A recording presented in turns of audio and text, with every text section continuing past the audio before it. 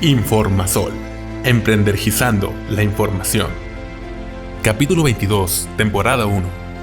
Caída de tensión en los sistemas fotovoltaicos interconectados a la red. 20 de octubre de 2020. Patrocinado por Impulsomex. Bienvenidos al webinar orientado a emprendedores en energía, ya sea convencional o renovable, donde buscaremos informarte de las noticias nacionales e internacionales relacionadas al ámbito energético, así como capacitarte para que estés a la vanguardia. Si te gusta este webinar, te invitamos a suscribirte y compartirlo con tus amigos, colegas, clientes y empleados, para hacer crecer juntos tu empresa. ¿Estás listo? ¡Comenzamos!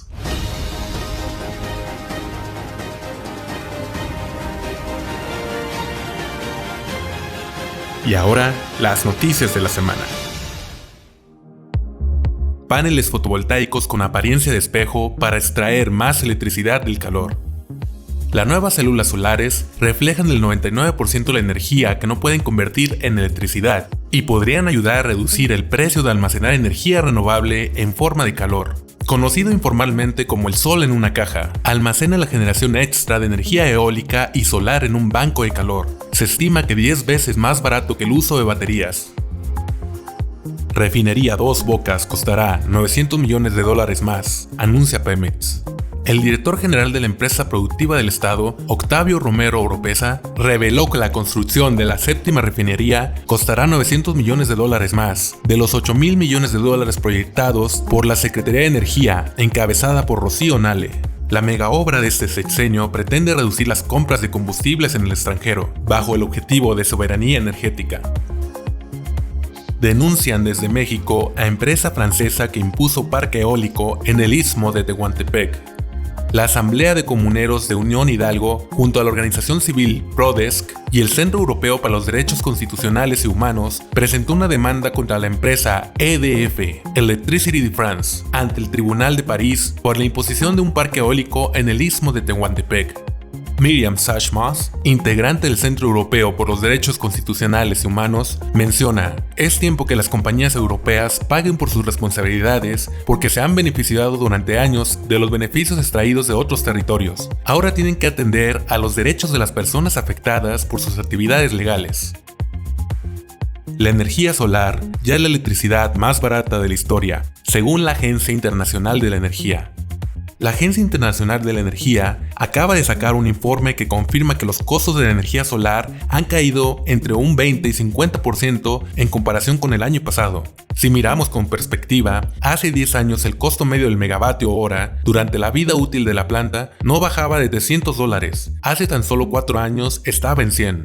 Hoy, según el informe, ronda los 35 a 55 en comparación al coste del carbón que está entre 55 y 150. Celebra Arturo Islas, construcción de planta solar en Baja California. El ambientalista mexicano y conductor de televisión Arturo Islas celebró a través de un video para Facebook la próxima construcción de una planta fotovoltaica en Baja California, la cual llamó la más grande del mundo, y a su vez agradeció al gobernador Jaime Bonilla Valdés por haber confiado en los científicos mexicanos precursores del tema. Islas comentó que gracias a esta planta solar se proporcionará energía suficiente para brindar agua. Tesla desarrolla una batería de 3.5 millones de kilómetros sin degradación. Los trabajos de laboratorios de Tesla muestran unos resultados sorprendentes con baterías de iones de litio capaces de realizar 15,000 ciclos de carga o su equivalente a 3.5 millones de kilómetros sin apenas degradación de la batería. Gracias a las mejoras en las baterías de iones de litio, la vida útil se prolonga durante más tiempo. Esto aumenta su fiabilidad y por consiguiente reducen el impacto medioambiental. Pero aquí no queda la historia. Las baterías podrían tener una segunda vida útil. Esto será gracias a que podrán ser aprovechadas para otros ámbitos, cuando la vida útil del vehículo no sea la más óptima. ¡Listo! Estás actualizado en noticias. Antes de iniciar, te recordamos que tendremos cursos en las siguientes fechas 2020. Sistemas interconectados. Colima, 23 y 24 de octubre. Veracruz, 30 y 31 de octubre. Morelia, 6 y 7 de noviembre. Mazatlán, 13 y 14 de noviembre. Monterrey, 20 y 21 de noviembre. Sistemas autónomos. Cuernavaca, 13 y 14 de noviembre. Pachuca, 13 y 14 de noviembre. Manzanillo, 20 y 21 de noviembre. Para mayores informes, comunícate a nuestro WhatsApp 351-224-3939. 351-224-3939. Iniciamos el webinar conducido por el ingeniero Alfonso Gómez Alemán, consultor en sistemas fotovoltaicos multidisciplinario. Muy buenas tardes a todos, compañeros. El día de hoy vamos a tratar lo relacionado con la caída de tensión en los sistemas solares. Y para eso, desde ahorita les informo que vamos a dividir este tema en dos partes. Este martes, la primera parte, y la siguiente semana veremos la parte complementaria. Y pues vamos iniciando. Yo iniciaría con una pregunta: ¿por qué es importante revisar la caída de tensión y cómo hacerlo? ¿En qué nos afecta a los sistemas solares? ¿Nos afecta en corriente directa? ¿Nos afecta en corriente alterna? Pues entonces vamos iniciando desde la propia definición de lo que es una caída de voltaje o una caída de tensión. Sabemos que la caída de tensión es la diferencia de potencial entre dos puntos de un circuito eléctrico, claro, recorrido por una corriente, entre los cuales no existan generadores de fuerza electromotriz. Es decir, de otra manera, la caída de tensión es el voltaje que se va perdiendo en el camino a través de la longitud. Como definición, es una definición genérica que en los libros, que en las fichas técnicas nos informan de lo mismo que es la caída de voltaje, donde vamos perdiendo el mismo a través de una longitud. Y ya que esa caída de tensión o ese voltaje se va perdiendo a través de la propia longitud, pues es importante saber en qué nos llega a afectar. Pero para eso pues lo vamos a relacionar con la ley de Ohm.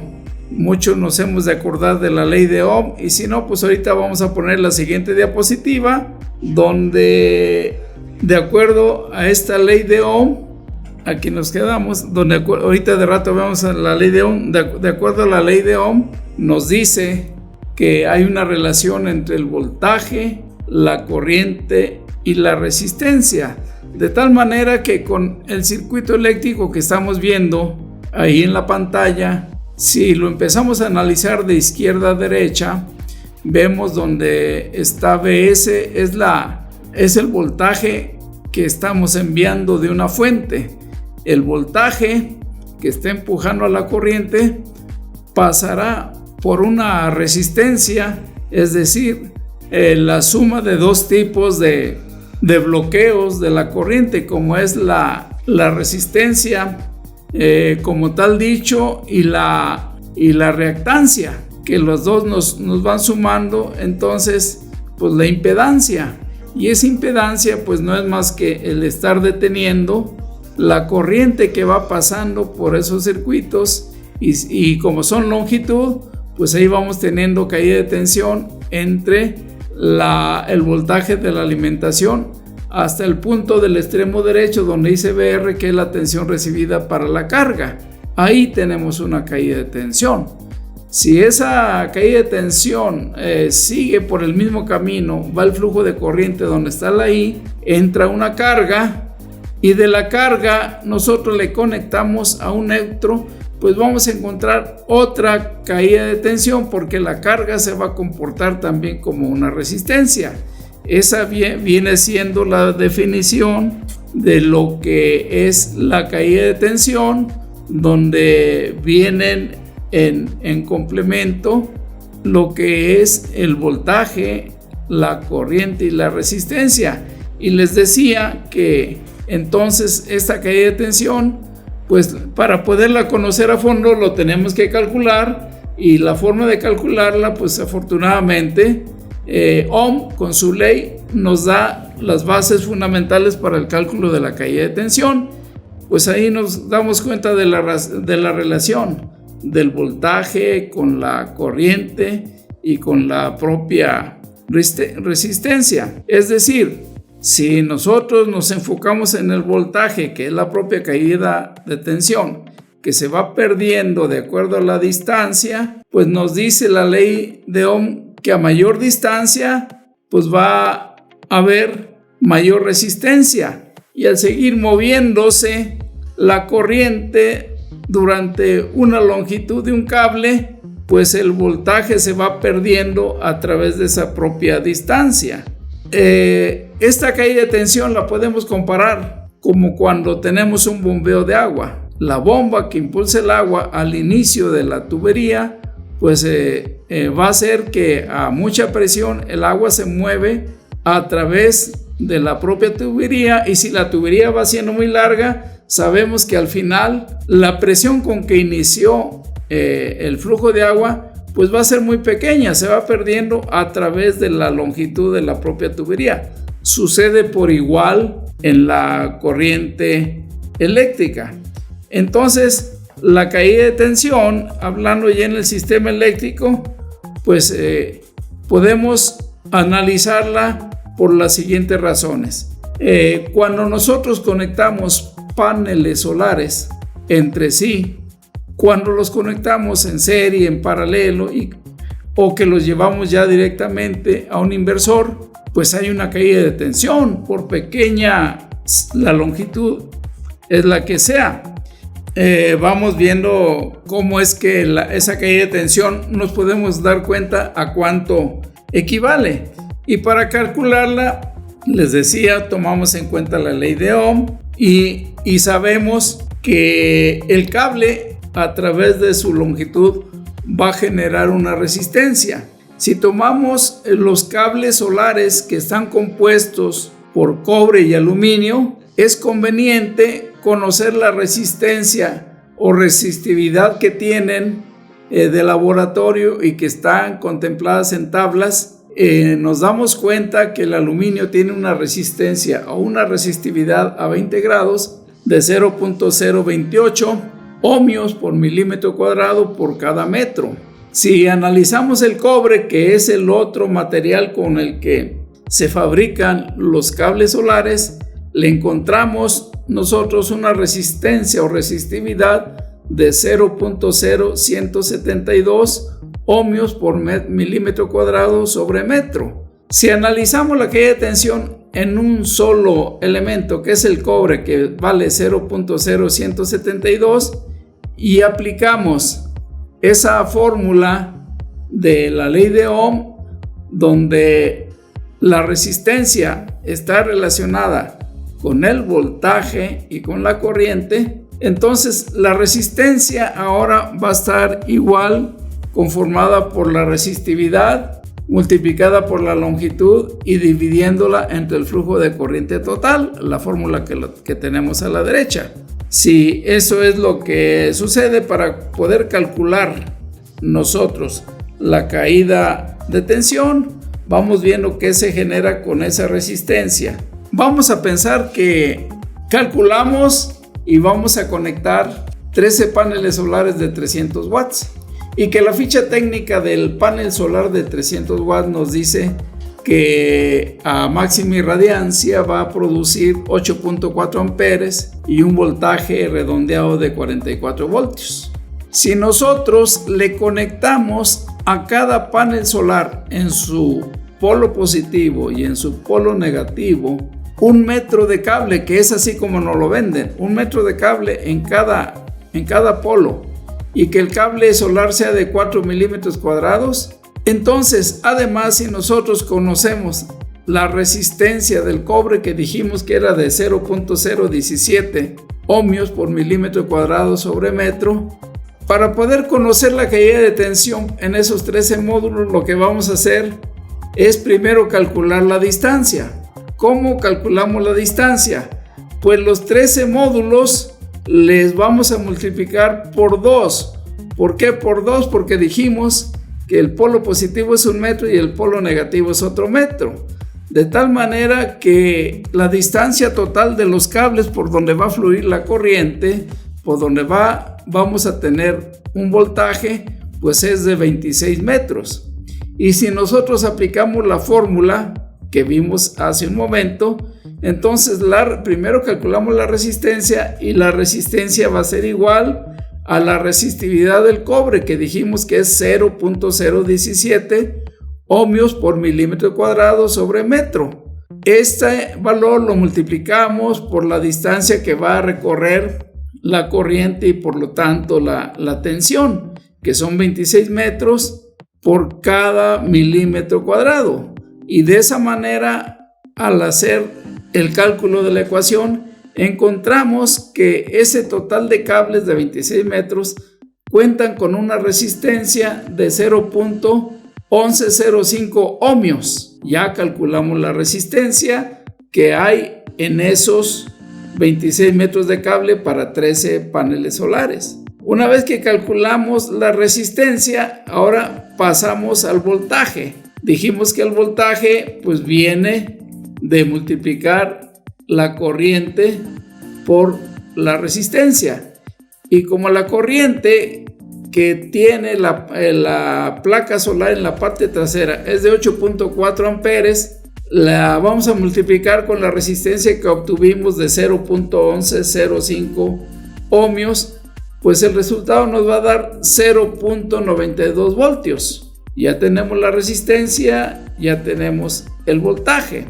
Una vez que ya tenemos esa parte, pues ahora lo que hacemos es sacar el total.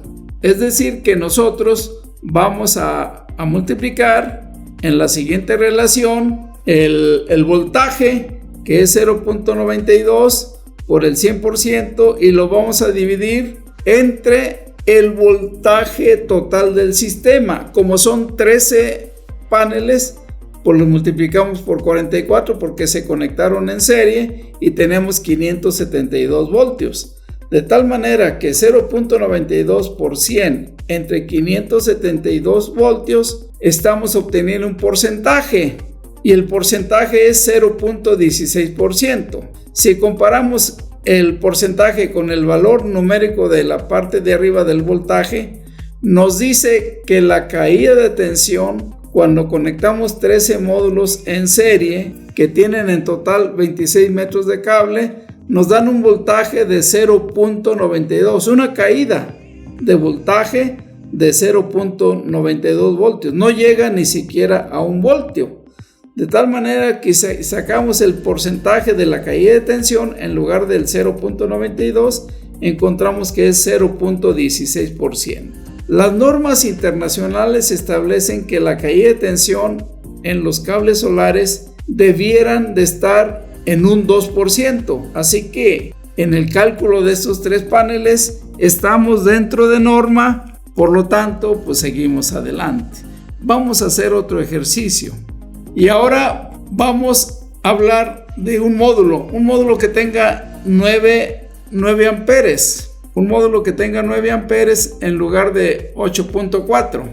Y si tiene 9 amperes con 44 voltios, pero ahora vamos a conectar 18 paneles solares y además vamos a cablear hasta una distancia de 100 metros hacia donde está el inversor, pues la distancia total va a ser 200 metros. ¿Por qué? Por el positivo y el negativo, ya que son 100 metros de ida del positivo y 100 metros de regresa del negativo. En total son 200 metros que va a recorrer esta corriente, y por lo tanto pues ahí va a haber una tensión. Y dijimos que lo primero que debemos de calcular pues es conocer la resistencia, y si estamos utilizando el alambre de cobre, dijimos que ese alambre de cobre tiene una resistividad de 0.017 ohmios por milímetro cuadrado por cada metro. Si ese le multiplicamos por la longitud total, que son los 200 metros, y luego lo dividimos porque es por cada 4 milímetros cuadrados, vamos a tener una resistencia total de 0.85 ohmios. Ya encontramos la resistencia. Ahora vamos a conocer el voltaje total. El voltaje total va a ser igual, entonces, como están conectados en serie, va a ser igual a la corriente, que son 9 paneles, por la resistencia de estos cables, que representaron 0.85 ohmios. Al hacer nosotros el resultado de esta fórmula, que encontramos que el voltaje o la caída de tensión es de 7.65 voltios. Vean ustedes la diferencia. En el ejercicio anterior, que conectamos 13 paneles solares, pero lo más cercano al inversor, que eran 26 metros, encontramos una caída de tensión de 0.92 voltios. Y aquí que tenemos nosotros 18 paneles solares y una distancia total de 100 metros más entre ida y venida 200, pues la caída de tensión no me da 0.9, me da 7.65 voltios. Pero si nosotros sacamos el porcentaje de la caída de tensión, pues encontramos que es 7.65 entre el voltaje total al estar en serie, que son 792 voltios, se obtiene un porcentaje de 0.96 de caída de tensión. Hace rato mencioné que la norma internacional establece que cuando ponemos paneles solares, ahora debemos de calcular la caída de tensión, porque a veces los paneles los ponemos en un tercer piso, lo ponemos a más de distancias de 200 metros, y entonces es importante calcular esa caída de tensión que no supere el 2%. Este segundo ejercicio nos dimos cuenta que no superó ni siquiera el 1%, aunque la caída de tensión ya fue de 7, casi de 8 voltios.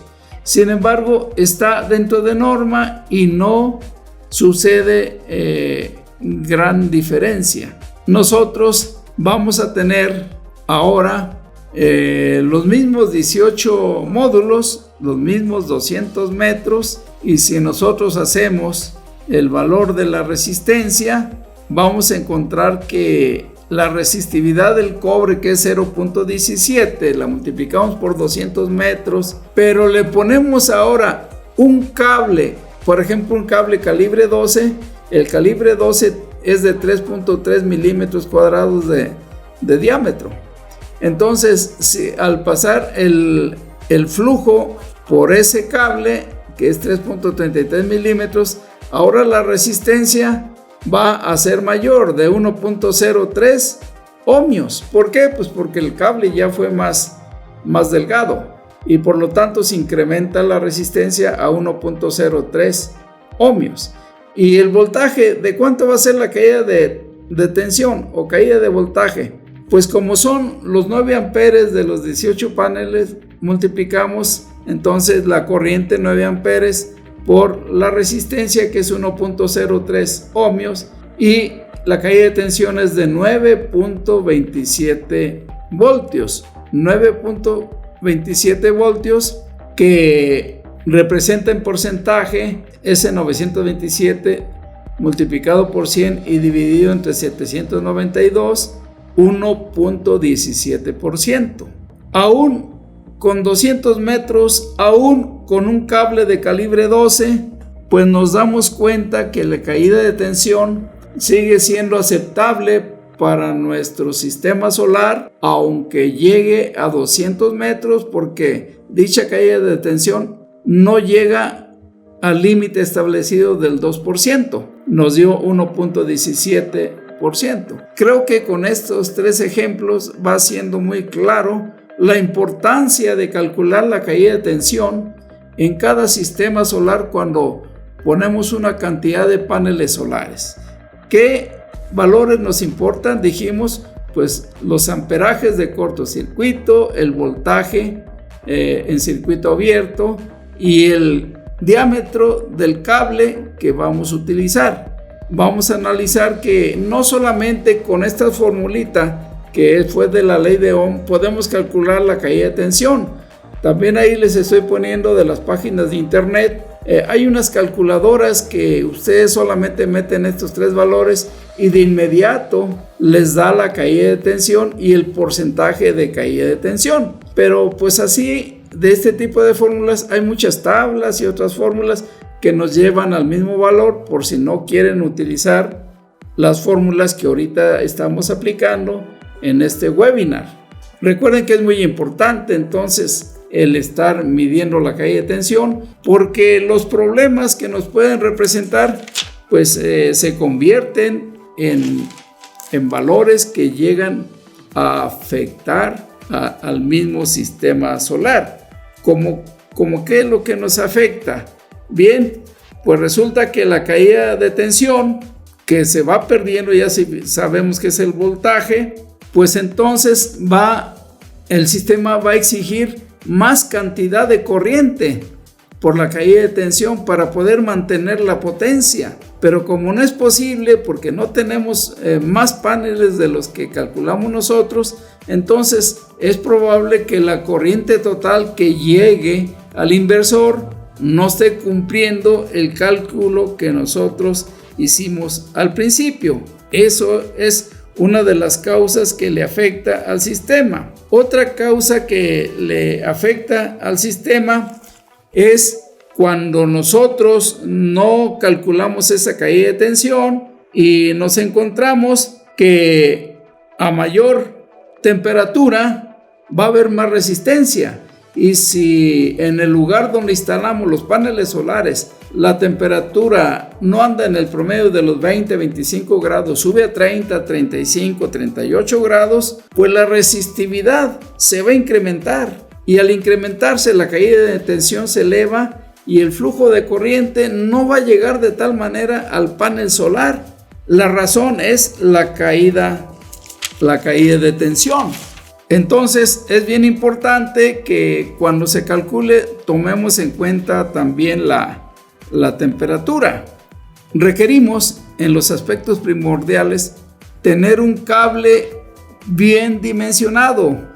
Cada que calculemos nosotros el cable solar que vamos a utilizar debe ser debidamente dimensionado, y si nos hemos de acordar, lo dimensionamos con la corriente de cortocircuito multiplicado más el 25% para saber que voy a utilizar un cable capaz de soportar el voltaje, la corriente, y que la tensión al menos en cada distancia se mantenga de manera constante todo el tiempo. El siguiente punto de los aspectos primordiales, pues asegurarnos que los equipos que van a demandar esta corriente, tengamos que conocer de ellos la potencia con que van a manejar la corriente, la potencia con que van a recibir la cantidad de los paneles solares. ¿Para qué? Para poder igualar las potencias entre lo que pide, en este caso el inversor, con las potencias que yo calculé para alimentar al propio inversor, y de esta manera pues ya vamos a eliminar un problema más. Este es otro de los aspectos primordiales cuando dimensionamos los conductores que forman parte de las conexiones de los paneles solares en una instalación fotovoltaica. Entonces es conveniente calcular el cumplimiento de la capacidad de conducción de corriente para minimizar la caída de tensión, porque siempre tendremos caída de tensión, y de esa manera el minimizarlo es que nosotros vamos a estar cumpliendo con el 2% de caída de tensión para garantizar un buen flujo de amperaje o de corriente hacia nuestros inversores. Pues esta es la primera parte para recordarnos que cuando calculemos ahora los sistemas solares tenemos que tomar en cuenta el análisis de la caída de tensión entre los paneles solares hacia el inversor, hablando de corriente directa.